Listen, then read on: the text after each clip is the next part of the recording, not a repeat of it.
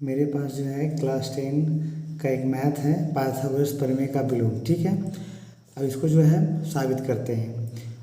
अगर जो है पाइथागोरस प्रमेय को जो है आप नहीं देखे हैं तो जाके देख लेना है। ठीक है, उसको हम कर दिए हैं। इसका जो है पाइथागोरस प्रमेय का विलोम आज साबित करेंगे और उसका साधारण प्रतिज्ञा क्या बोलता है उसको पहले हम देख लेते हैं। ठीक है, क्या बोलता है साधारण प्रतिज्ञा? बोला यदि किसी त्रिभुज की एक भुजा का वर्ग अन्य दो भुजाओं के वर्गों के योगफल के बराबर हो तो पहली भुजा के सम्मुख कोण समकोण होता है।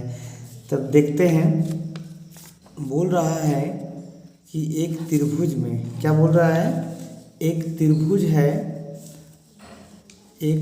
है, मान लेते हैं ABC एक त्रिभुज मान लेते हैं। तो बोल रहा है ABC क्या मान लेते हैं, एक त्रिभुज मान लेते हैं। तो इसमें बोल रहा है, देखिए कि यदि किसी त्रिभुज की एक भुजा का वर्ग, एक भुजा ले लेते हैं हम AC, क्या ले लेते हैं AC का जो वर्ग है, एक भुजा का वर्ग अन्य दो भुजाओं के वर्ग के योगफल। अन्य दो भुजा क्या है, इसका हो जाएगा AB हो जाएगा और हो जाएगा ये BC हो जाएगा। अन्य दो भुजाओं के वर्गों के योगफल, वर्ग मतलब इसका स्क्वायर कर देना है। स्क्वायर के योगफल के क्या होता है, पहली भुजा बराबर होता है। ठीक है, तो दो भुजाओं के वर्गों का योगफल के बराबर हो तो पहली भुजा के सम्मुख कोण समकोण होता है। देखते हैं पहली भुजा इसमें क्या है, पहली भुजा है AC के सामने का जो कोण होगा वो समकोण होगा, ये हमको दिखाना है। ठीक है, ये समकोण होगा, ये हमको दिखाना है ना। ये कनी कोण भी जो है क्या होगा, समकोण होगा, ये हमको क्या करना है, दिखाना है। तो बहुत ही आसान है, देखते हैं कैसे बनेगा जी। सबसे पहले जो दिया हुआ है कि त्रिभुज है, लिख देते हैं दिया है। सबसे पहले क्या है, दिया है, क्या दिया हुआ है देखो। तो दिया है ABC में जो है AC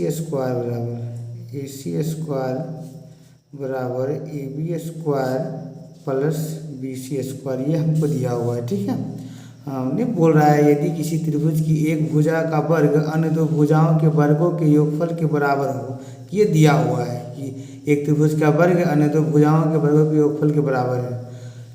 तो पहली भुजा का सम्मुख कोण समकोण होता है, इसको साबित करना है। पहली भुजा का सम्मुख कोण क्या होता है, समकोण होता है। सिद्ध क्या करना है जी, सिद्ध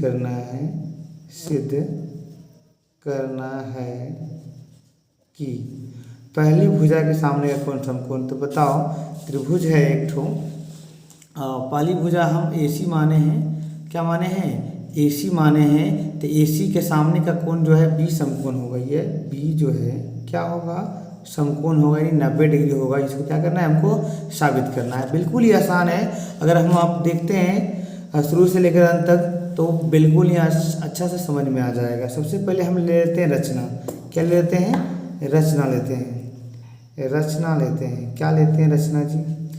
तो जिस तरह से जो है ABC है ना, उसी तरह से हम एक और त्रिभुज ले लेते हैं। देखते हैं, यहाँ लिख देना है रचना से कि एक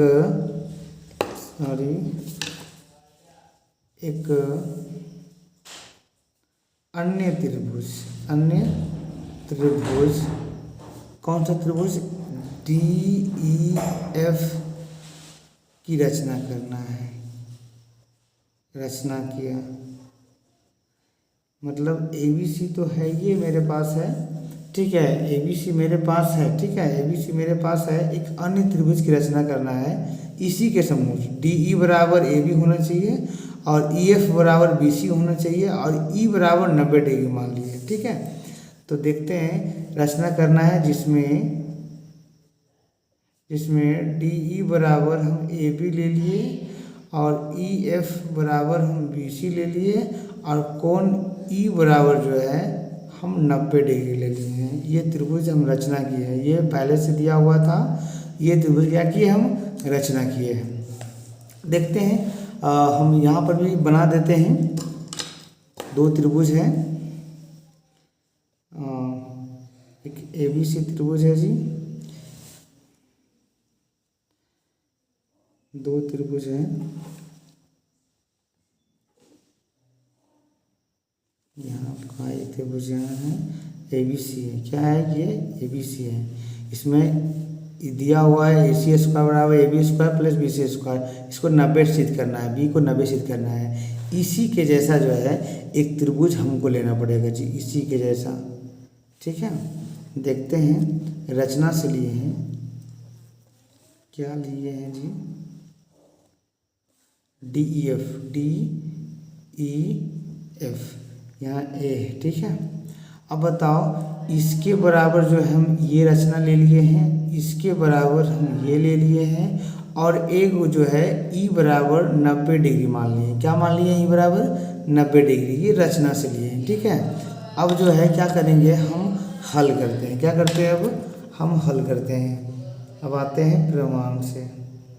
ठीक है, चलो अब हम हल करते हैं, प्रूव करते हैं कि बी बराबर भी 90 डिग्री होता है। ठीक है, तो सबसे पहले हम जो है हम डी ई एफ में आते हैं, त्रिभुज डी ई एफ में, इसमें आएंगे। डी ई एफ में आते हैं, इसमें बताओ, ये 90 के सामने कर्ण है, इसको लिख सकते हैं पाइथागोरस प्रमेय से। पाइथागोरस प्रमेय से कर्ण का स्क्वायर जो होता है डी एफ स्क्वायर बराबर हो जाएगा ये आपका डी ई के स्क्वायर और प्लस ई एफ के स्क्वायर हो जाएगा। ठीक है, ये हो जाएगा आपका एक लम्ब। यहाँ पर देखिए कर्ण है, तो हम डी एफ के स्क्वायर बराबर बी डी ई के स्क्वायर प्लस ई एफ के स्क्वायर, ये कर्ण स्क्वायर बराबर लम्ब स्क्वायर प्लस द स्क्वायर ले लिए। ठीक है, अब जो है हमको डी एफ स्क्वायर बराबर डी ई जो है किसके बराबर है? देखिए डी ई जो है ए बी के बराबर है। किसके बराबर है? डी ए बी के बराबर है। इसको हम लिख सकते हैं डी ई को जो है हम ए बी स्क्वायर लिख सकते हैं, और जो मेरा ई एफ है वो बी सी के बराबर है। ई एफ को हम बी सी लिख सकते हैं, बी सी के स्क्वायर। समीकरण इसको हम 2 मान लेंगे। समीकरण एक तो हम 1 माने थे, देखिए यहाँ पर जो है समीकरण हम 1 मान लेंगे। ठीक है, और इसको क्या मान लिए? हम 2 मान लिए। समीकरण 1 और 2 से आते हैं, समीकरण 1 और 2 से आते हैं। बताइए, समीकरण 1 में जो है A B square plus B C square था, और समीकरण 2 में भी ये क्या है? A B square plus B C square. तो आर एच एस बराबर है, तो मेरा एल एच एस क्या होगा? बराबर होगा ये ए सी स्क्वायर, और बराबर हो जाएगा डी एफ स्क्वायर। ए सी स्क्वायर बराबर डी एफ स्क्वायर। स्क्वायर दोनों में जो है तो खत्म हो जाएगा, तो हो जाएगा ए सी बराबर डी एफ। ए सी बराबर डी एफ, इसको हम साबित किए। क्या किए? अभी हम साबित किया। ठीक है, अब जो है हम जो है अब आगे बनाते हैं। बोल रहा है ए बी सी त्रिभुज और डी ई एफ में आते हैं। ठीक है, देखते हैं त्रिभुज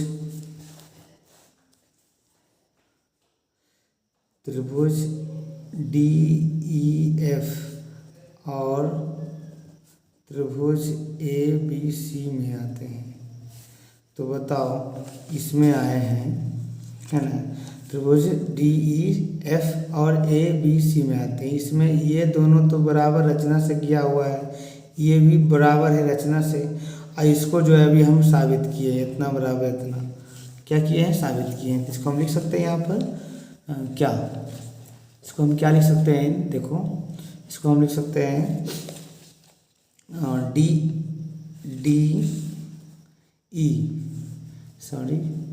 डी ई बराबर जो है डी ई बराबर है ए बी, और ई एफ बराबर बी सी। इसको हम रचना से लिए थे, रचना से, इसको भी हम रचना से ही लिए थे। ठीक है, अब जो है साबित जो किए हैं, हम क्या साबित किए हैं कि डी एफ बराबर ए सी, इसको हम साबित किए हैं। क्या किए हैं? साबित किए हैं। ठीक है, चलो यहाँ तक आपका कंप्लीट हो गया। अब तीनों भुजा बराबर है, तो एस एस एस सर्वांग समता से, इससे एस एस एस सर्वांग समता से भुजा भुजा भुजा, तीनों भुजा बराबर है, तो एस एस सर्वांग समता से मेरा हो जाएगा क्या डी ई एफ सर्वांगसम त्रिभुज ए बी सी दोनों सर्वांगसम हो गया। जो ही सर्वांगसम अगर ये दोनों त्रिभुज हो गया तो बताइए सभी जो है भुजा, ई भुजा इसके बराबर है, ये भुजा इसके बराबर है, ये भुजा इसके बराबर है, सभी भुजा और सभी कोण, ये कोण इसके बराबर हो जाएगा, ये हो जाएगा इसके बराबर और ये हो जाएगा इसके बराबर हो जाएगा।